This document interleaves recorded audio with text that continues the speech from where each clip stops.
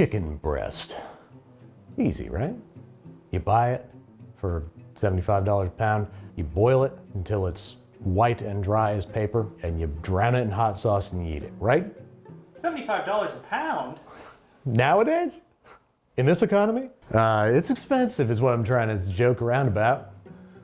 We're having a good time. We're having a good time, yeah, man. yeah, It's expensive, you know? Wrong. I put that in the wrong spot. It was referring to earlier. It is expensive. But earlier I was talking about how it's easy. Wrong. Well, it is easy. You could do that, but you'd be wrong. No, that's not what we're trying to say here. What are we trying to say? I'm lost at this point. Yeah. What are we doing? Chicken breast. Easy, right? You buy it, skinless and boneless, throw it in the oven for 75 minutes. You cook it until it's pulpy, paper white and dry. You choke it down with your steamed broccoli, and because you're a bodybuilder, right? That's what we're talking about here, basically. You have such nice arms. Well, how do you get your protein? You're vegan. How do you even do it? Well, you're weekday vegan. Yeah. I mean, lentils. I love Lentils. Yeah. Wrong. What I'm trying to say here is it's very, very easy to ruin chicken breast, and God knows I've done it. So, how do we do it right? Well, the only way we can find out is to see all the ways we can do it wrong. Let's start screwing up. This episode is sponsored by Wild Grain, the first ever bake from frozen subscription box for sourdough bread, fresh pastas, and pastries. Wild Grain is incredibly convenient, from freezer to table in 25 minutes or less. No matter what your plans are, it's fun to have baked goods on hand that can be ready quickly. You can build your box with the items you want, from bread to croissants to cookies, or you can choose a gluten-free or plant-based box filled with vegan goods, pastas, and croissants. Try Wild Grain for yourself. Use code Babish to get $30 off your first box, plus free croissants in every order. The link is in the description. What's my story with chicken breast? I can hear you asking out loud to your computer screen as though I can hear you. Well, I can. Let me tell you. In a recent episode about steak, I profiled what I think is the worst recipe I've ever made. But in retrospect, I think this one might take the cake. The chicken cake. Basically, Chicken cake? we're way worse than that. I wish I had made a chicken cake. Instead, what I would do back in high school to try and impress people, I would take chicken breast, I would cut a slit into it. Everybody was stuffing things back then. And I would stuff the chicken breast full with basically a spinach and artichoke dip mixture. So it's frozen spinach, artichoke hearts, cream cheese, and mozzarella. I would then proceed to brush oil on the chicken breast so that then breadcrumbs would stick to it. So then I could bake it until it was done. Until the center of it, you know, the filling was 165 degrees and the rest of the chicken was effectively on fire. I would make this for like my girlfriend's family. And more than once they would like cut into it and the chicken was not cooked. The chicken was just a pink. And then I would get mad because I was a child and I would direct my rage at myself outward. Not at them specifically, but I'd be like, okay, yeah, no, I'll put it back in the oven. Yes, of course, obviously, I'll put it back in the oven. Get all huffy about it. So without further ado, let's recreate one of my more shameful memories. Oh, we already have. Okay, so then I'll talk to you then.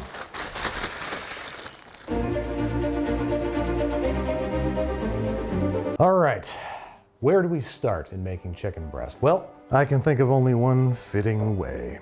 I don't know much about chicken breast, but I do know that I got this box over here, and when I put things inside of it and hit numbers, it gets hot. So that's how you can cook it, right? Here we go. 20 minutes. Andrew, are you sure this is a good idea? Oh my God. All right, spent a few minutes in the microwave there. Looks done. It's got some fumes. There we go. We have made our chicken breast. Can't imagine this is gonna be bad. Feels a little tough.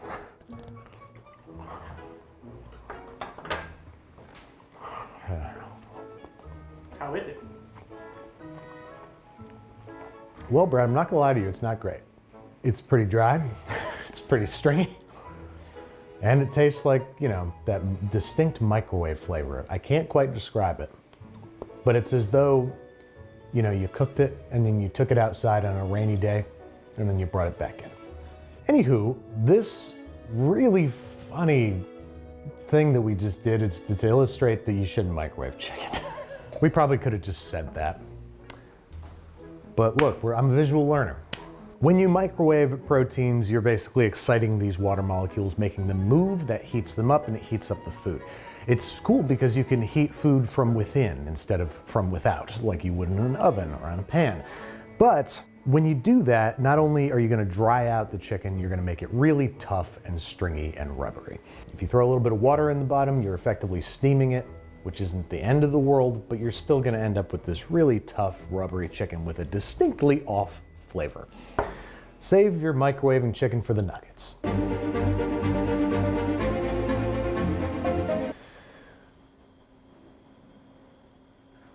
Poaching chicken is a popular way to prepare it for chicken salad. So, how do you do it? Got my water violently boiling. Just drop it in the boiling water, right?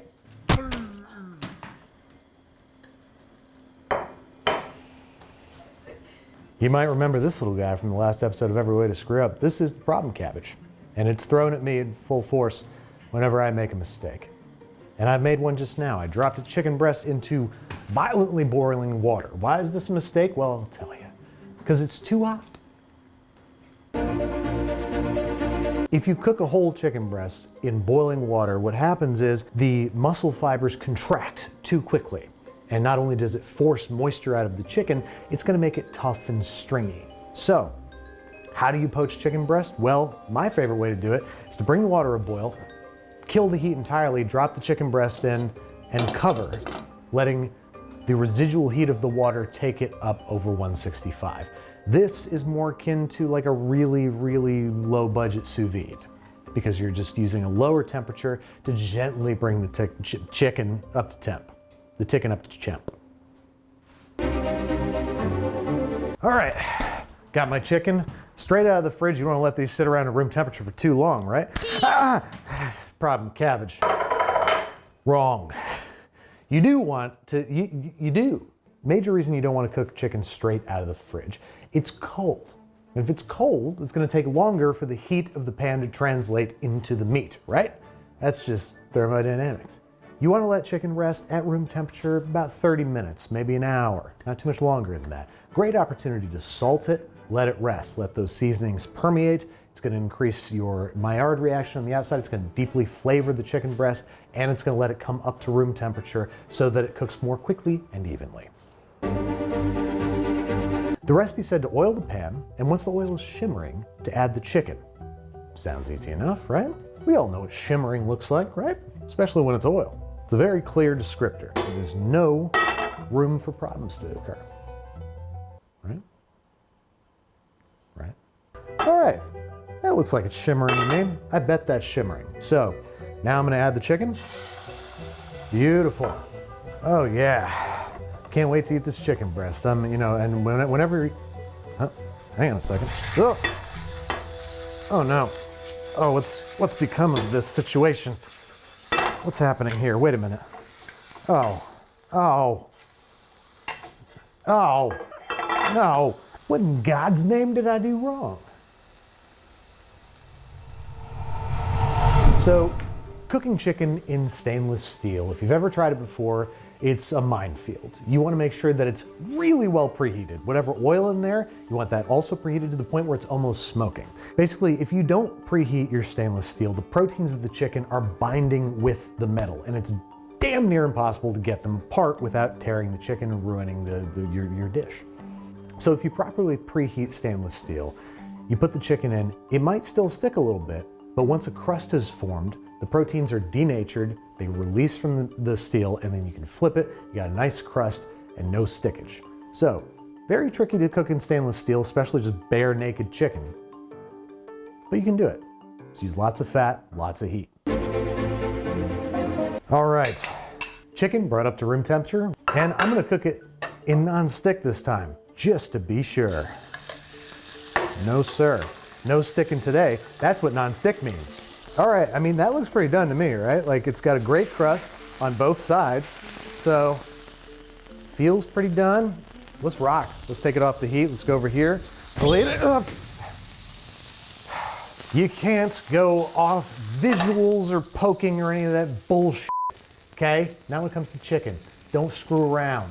This guy looks done, but what's the story on the inside? Uh-oh. Looks like somebody's gonna miss graduation because they got a case of the deads. Okay, I preheated my pan. I used oil, used nonstick.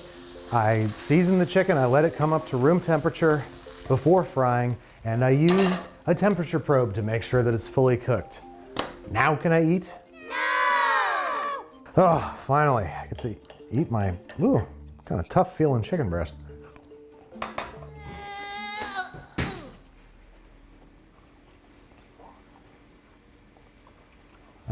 I cooked this chicken breast to 155, which should mean that it's moist, juicy, and delicious.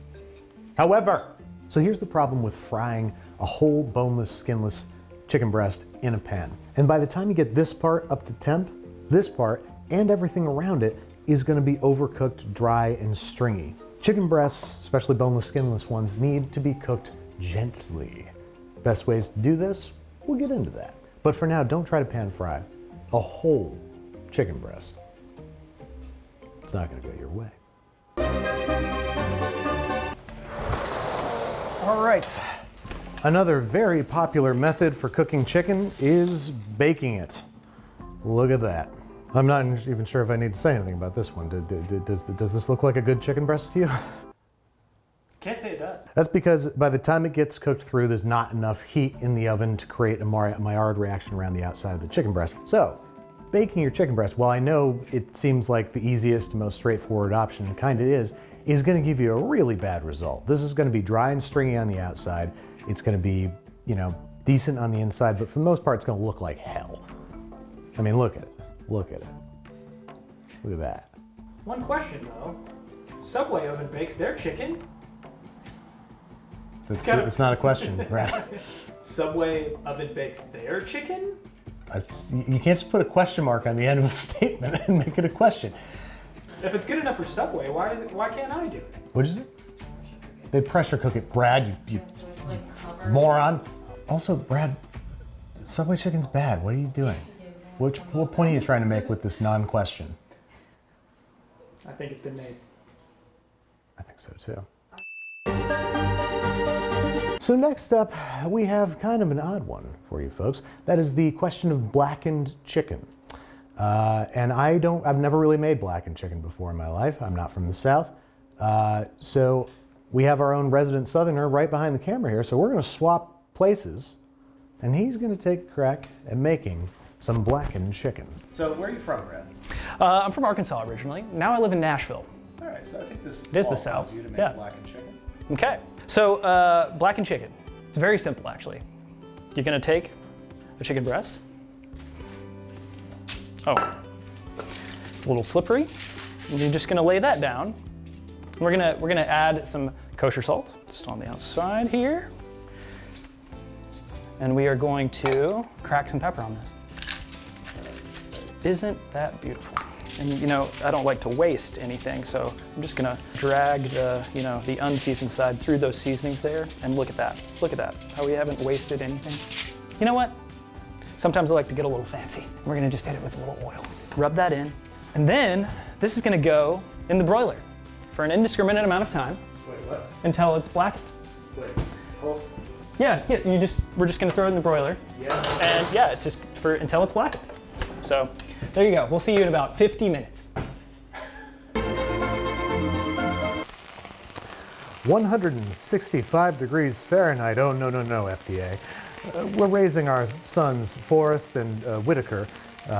We're raising them to be immunocompromised. So I cook everything to 200,000 degrees. I don't trust those fat cats in Washington to tell me what's safe. They like to play it fast and loose with the rules. Not around here. Then again, we do not have rules. So, the FDA calls for cooking chicken breast to 165 degrees Fahrenheit. To be sure, this is the safest way to do things. However, you're going to experience a lot of moisture loss in as little as 10 degrees, from 155 to 165. To demonstrate, as such, I have prepared two almost identical pieces of chicken breast, one to which I have cooked to which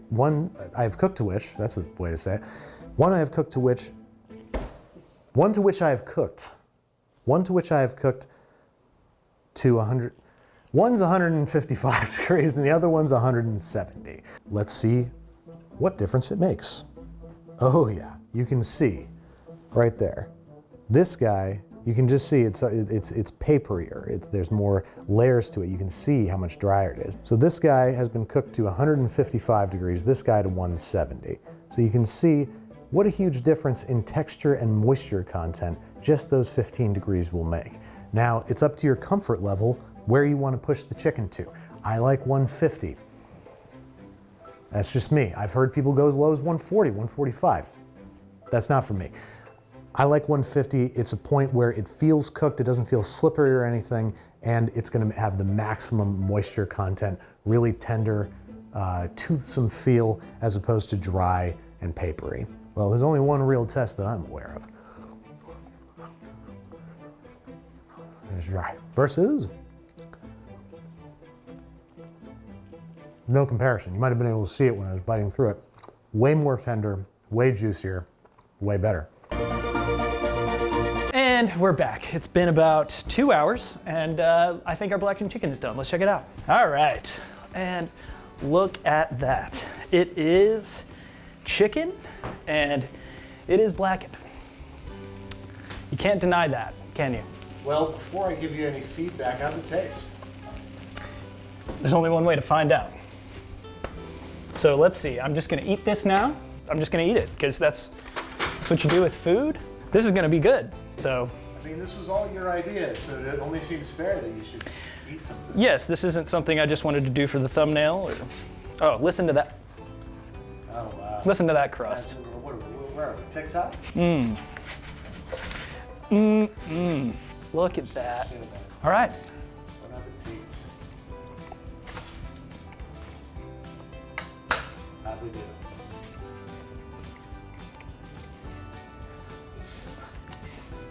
Well, it is blackened chicken.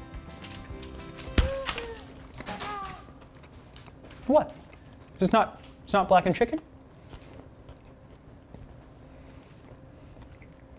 I'm gonna spit this out. So, just what did Brad do wrong? Well, I'll tell you. Blackened chicken is not blackened at all by heat, but rather by seasoning mix of pepper and other seasonings. You don't say. I do say. I just said. I thought the exact same thing when I was a kid. I was like, blackened chicken, that means that you cook it until it's blackened, correct? No. Maybe do a cursory Google search of what something is before you try to make it. Next up, brining. Very popular nowadays with the kids, with the little boys. Are your kids brining? The hot new way to boof weed? It's when you take a and you put up your poop it. Find out tonight at 11. Next up, wet brining. It's what all the kids are doing nowadays on the streets, but is it a good idea? No, it's not. Wet brining is a questionable practice, and I'll tell you why. It's because you can indeed introduce salt and seasoning into the chicken and moisture, but what you're mostly introducing is water. Lots and lots of water. So yeah, your chicken will turn out juicier, but that juice will be water. It won't be chicken juice, it'll be water juice. So you're ending up with waterlogged chicken, basically. Which, you know, if you're doing an intense cooking method or something like that where you really need to have extra moisture in there, not the end of the world, but it's not the beginning of the world either. Would it have saved my blackened chicken? Not at all. Nothing could, nothing will. In fact, that's the only chicken breast that we're not going to use in our recycling of all these chicken breasts. Anybody who's worried about waste, we are using all the chicken breast today to make a nice big old chicken salad. So you're saying the only food waste today is my fault? Well, it was your idea and something you did. Does that make it your fault? Well, when you say it that way. So, what is the solution to the oblong chicken breast problem? Well, I like to butterfly. How to butterfly? Well, we're going to cut basically along the width of the chicken breast. We're going to do it from this sort of oblong side over here toward the straight side. That way, when we open it up like a book, it's got a nice sort of clean seam. And you're mostly home at this point. You could probably cook that as is, but an even better way to go is to, holy shit, end of an era. I've had this cling film since we were in Soho. This is older than you are. Wow, I'm gonna immolate this in a big bonfire out back. You've served us well. Now you have a thinner chicken breast that is going to cook quicker. So you can hit it with high heat and you can cook it all the way through without creating too much of a dry, stringy layer on the outside.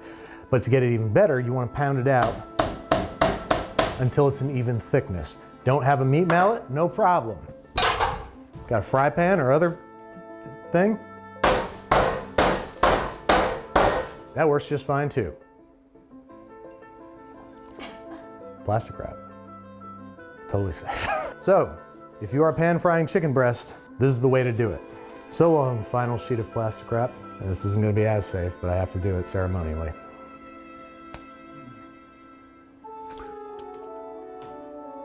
Look at it fly.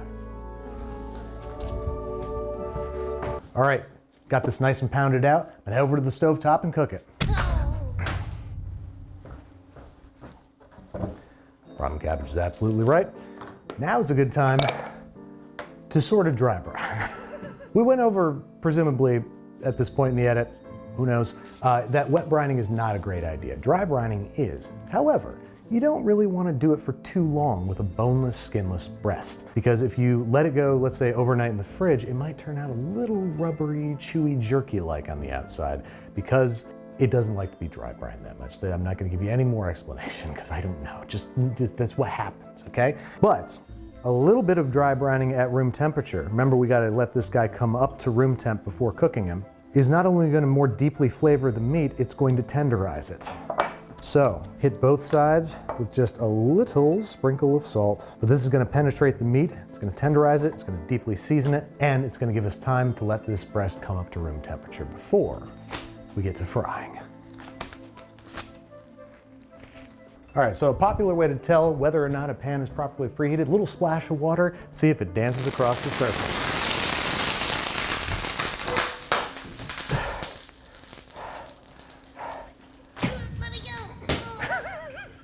Make a note you want to do that before adding the oil.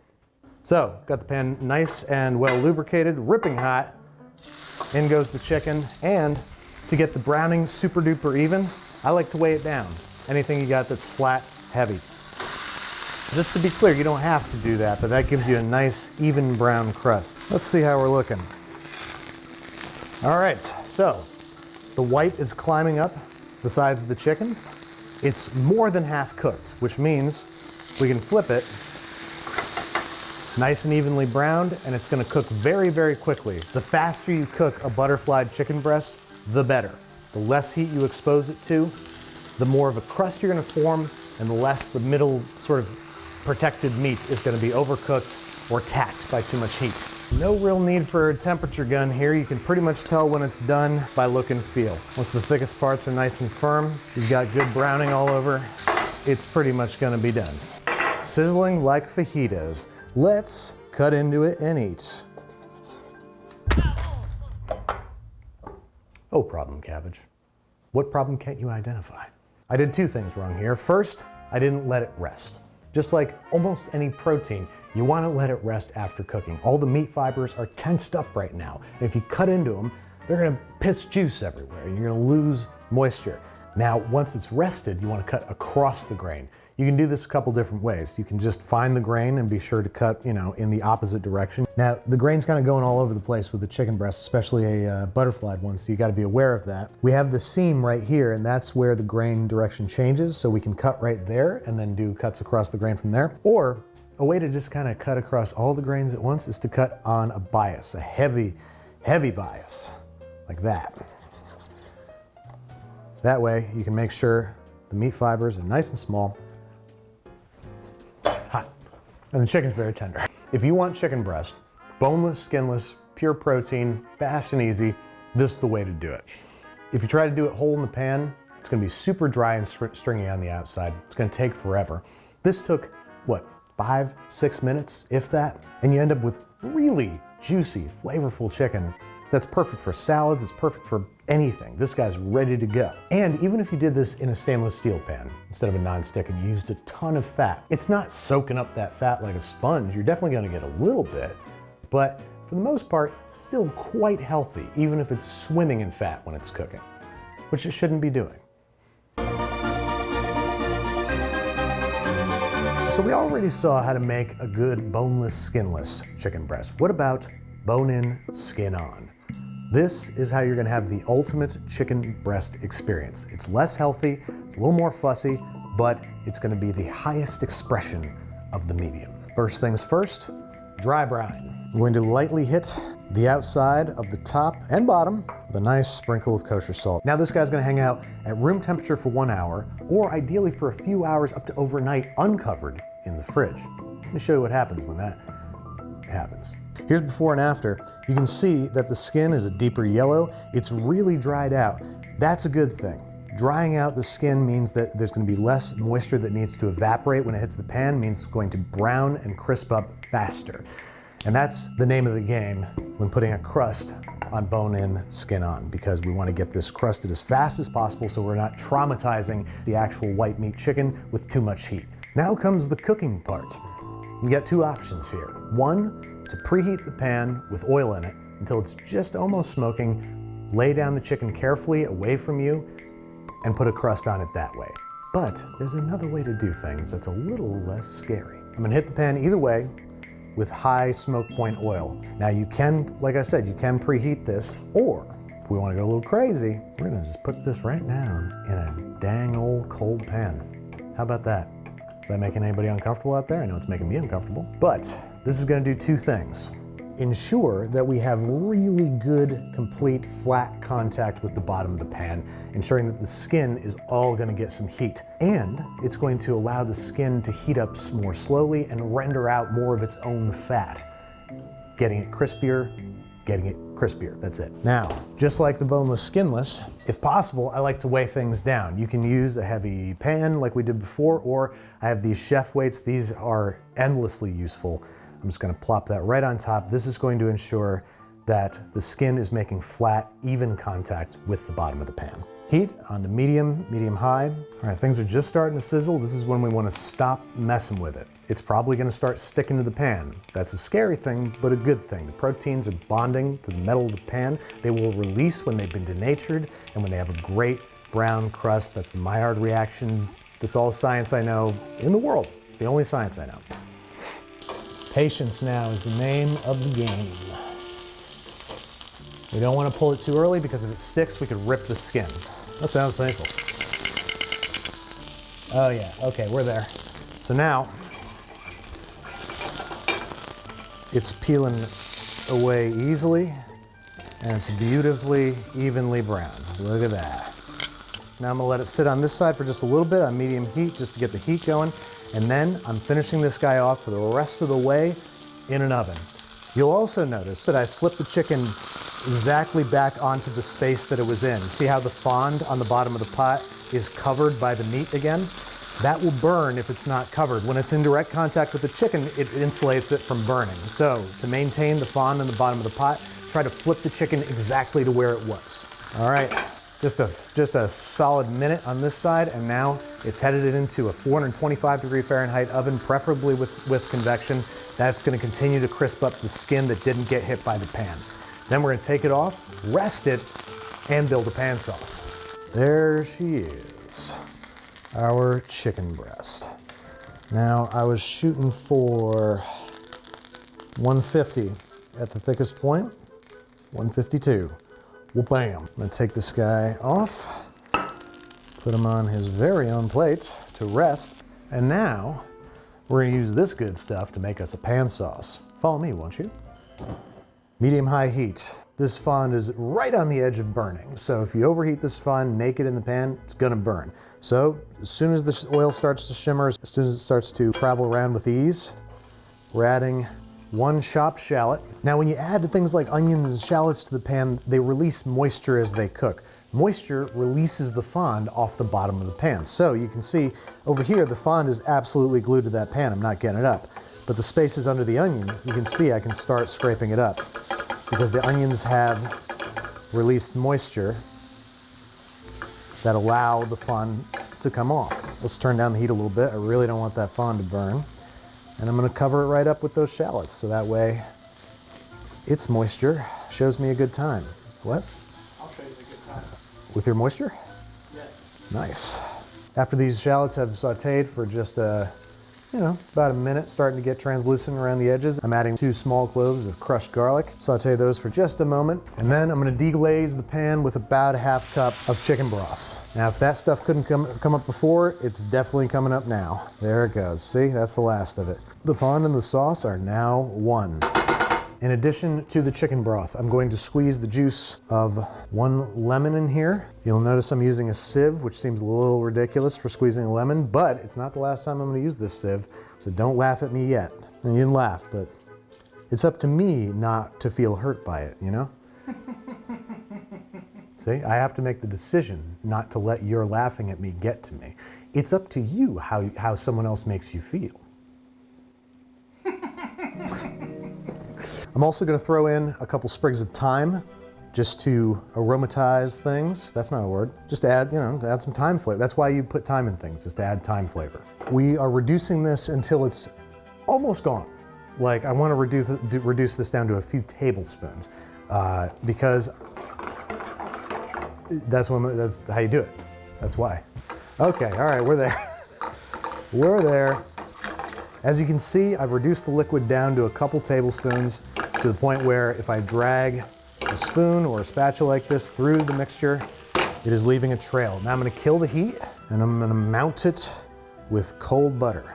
You want it to be like almost a 50-50 ratio, butter to other stuff. And we're gonna whisk it constantly because if you let it sit there, it will separate, it will break. Now you can absolutely fish out the thyme sprigs and the garlic cloves and just serve this as is. That is fine, I've definitely done that. I've done that on this show. Or you can pass this guy through a fine mesh sieve. I'm gonna hit it with a little bit of fresh parsley. This is gonna brighten it, add some vegetality. Beautiful. Let's give it a taste. Look at how thick and glossy and beautiful that is. Oh, yeah. Woo. Wow, that's good. A little bit of salt, a little bit of FGP. Whisk that up. And it's totally room temperature right now. That's fine. We got a nice hot chicken to put it on top of. Speaking of which, it's been a little under 10 minutes. This guy's ready to carve. This guy has no wingette in the back. It only has the rib cage on the bottom. So to debone this guy basically means very carefully cutting underneath the breast, trying to keep it intact in one big old honkin' piece. There we go, right like that. Oh man, it's crispy. Let's see if it's juicy, shall we? You see that?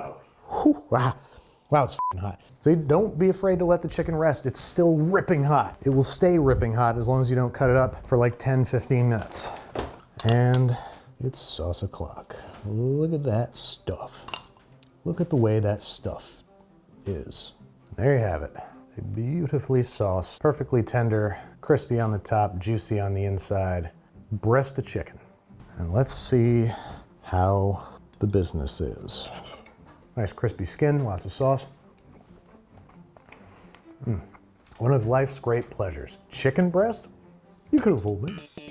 Because seriously though, like this is one of my favorite protein experiences.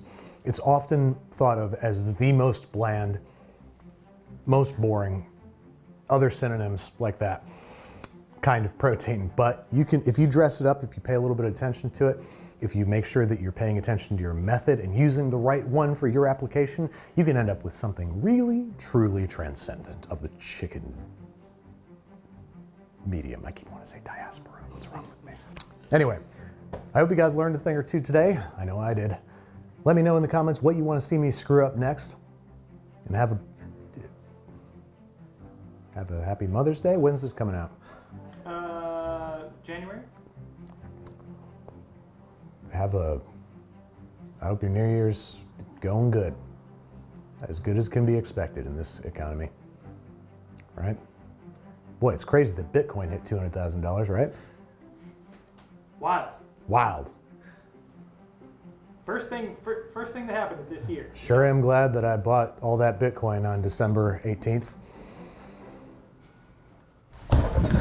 Thanks again to Wild Grain for sponsoring this episode. I tried everything they sent and it all tastes really great. I particularly love the sourdough bread, how fresh it tastes, its super crunchy crust and soft, chewy crumb. It's convenient and easy to set up a subscription for your favorite breads, pastries, and fresh pasta. Another thing I love about the company is that for every new member, Wild Grain donates 4 meals to the Greater Boston Food Bank. Try Wild Grain for yourself. Use code Babish to get $30 off your first box plus free croissants in every order. The link is in the description.